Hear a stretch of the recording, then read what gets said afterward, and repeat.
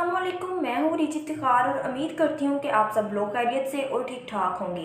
तो आज हम बात करेंगे बच्चों की डाइट और उनकी मेंटल हेल्थ के बारे में, क्योंकि जो बच्चों की डाइट है वो उनके डीएनए को इन्फ्लुएंस कर सकती है, उनके डीएनए को चेंज कर सकती है। यानी कि अगर हम हेल्दी फूड्स खाएंगे तो उसका हमारी बॉडी पे हेल्दी इम्पैक्ट पड़ेगा। वो हेल्दी फूड्स हमारी बॉडी की हेल्थ को ऊपर लेके जा सकती हैं। जो अनहेल्दी फूड्स हैं वो हमारी बॉडी में जो छुपी बीमारियाँ हैं उनको भी ऊपर लेके जा सकती हैं, क्योंकि जो हमारी डाइट है उसका डायरेक्ट ताल्लुक हमारी हेल्थ के साथ है। इसके साथ साथ जो बच्चों की दिमाग की, जो उनकी ब्रेन की डेवलपमेंट है वो प्रेगनेंसी से लेके जब बच्चा भी माँ के पेट में यूट्रस में होता है वहाँ से लेके ऑलमोस्ट 7 साल तक कंप्लीट हो जाती है। औरत के प्रेग्नेंट होने से लेके 7 साल तक बच्चे जो भी खाना खाते हैं, जो भी फूड्स खाते हैं, वो उनके इंटेलेक्चुअल स्किल्स, उनके आईक्यू और उनके जहानत को इम्पैक्ट करती हैं। वो तमाम फूड्स उनकी ब्रेन की डेवलपमेंट में, उनकी मेमोरी को शार्प करने में, उनकी जहानत में, उनकी आईक्यू लेवल में बहुत ज़्यादा असरअंदाज होती हैं। तो आज हम इस वीडियो पे इसी टॉपिक पे बात करेंगे कि ऐसी कौन सी फूड्स हैं जो कि बच्चों को ज़हीन करती हैं, उनकी मेमोरी को शार्प करती हैं, उनके आईक्यू लेवल को बढ़ा देती हैं और इसके साथ साथ उनकी ब्रेन की डेवलपमेंट में बहुत ज़्यादा इंपॉर्टेंट रोल प्ले करती हैं। बहुत सी माएँ ऐसी हैं जो कि कहती हैं कि भाई हमारा बच्चा रेड मीट यानी कि बड़ा गोश्त नहीं खाता, और मोस्टली जो लड़कियां हैं वो रेड मीट को खाने से अवॉइड करती हैं। शायद वो इस चीज़ को बड़ा फैंसी समझती हैं कि भाई हम रेड मीट नहीं खाते, पता नहीं क्यों, लेकिन रेड मीट है जो एक बेहतरीन फूड है। हमारे जो आईक्यू की डेवलपमेंट है उसके लिए एक केमिकल कोलिन मौजूद होता है। इसके अलावा हमारे जितने भी न्यूरल पाथवेज हैं जिनका डायरेक्ट लिंक हमारी मेमोरी के साथ, हमारे ब्रेन के साथ होता है, तो कोलिन उनमें भी इन्वॉल्व होता है।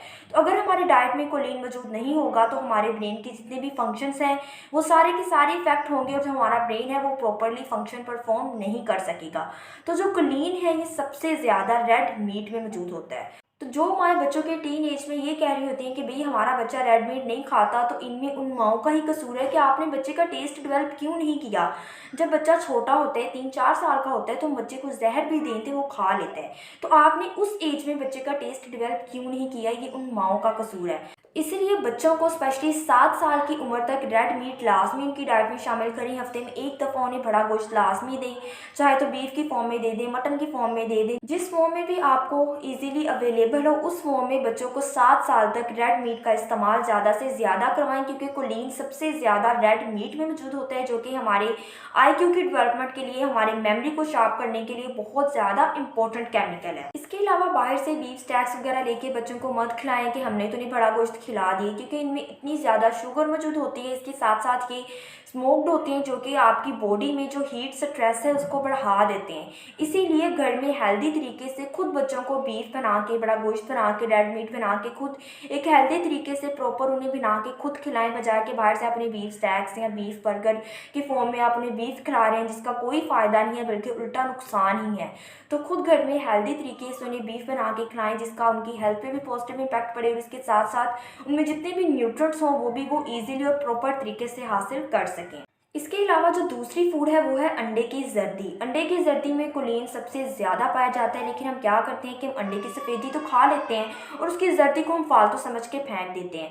तो जो कोलिन है वो सिर्फ अंडे की जर्दी में मौजूद होता है, अंडे की सफ़ेदी में मौजूद नहीं होता।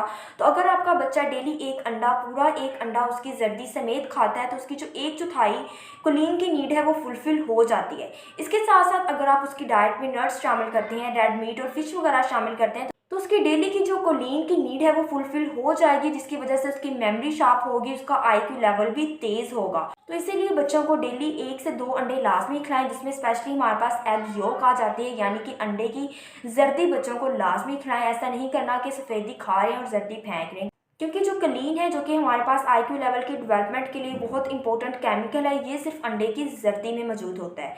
इसके साथ साथ जिंक एक बहुत इंपॉर्टेंट केमिकल है जो कि हमारे पास ब्रेन की डेवलपमेंट के लिए, हमारी मेमोरी को शार्प करने के लिए बहुत ज़्यादा इंपॉर्टेंट रोल प्ले करता है। तो जो जिंक है ये भी हमारे पास नट्स में, फिश में और रेड मीट में मौजूद होता है। अगर आप अपने बच्चों को अंडे और रेड मीट यानी कि बड़ा गोश्त देना स्टार्ट कर देंगे, ये दोनों चीज़ें आप उनकी डाइट में शामिल कर देंगे, तो आपके बच्चे बहुत ज़्यादा ज़हीन होंगे, उनकी मेंटल की जो डेवलपमेंट है, जो उनकी ब्रेन की डेवलपमेंट है वो बहुत ज़्यादा अच्छी होगी और उनका जो आईक्यू लेवल है वो बहुत ज़्यादा होगा। तो उम्मीद करती हूँ कि आपको आज की वीडियो पसंद आई होगी। अगर आप मज़ीद ऐसे इन्फॉर्मेटिव वीडियोस हासिल करना चाहते हैं तो आप मेरी वीडियो को लाइक कीजिए, मेरे चैनल को सब्सक्राइब कीजिए और बेल आइकन का बटन दबा दीजिए। शुक्रिया।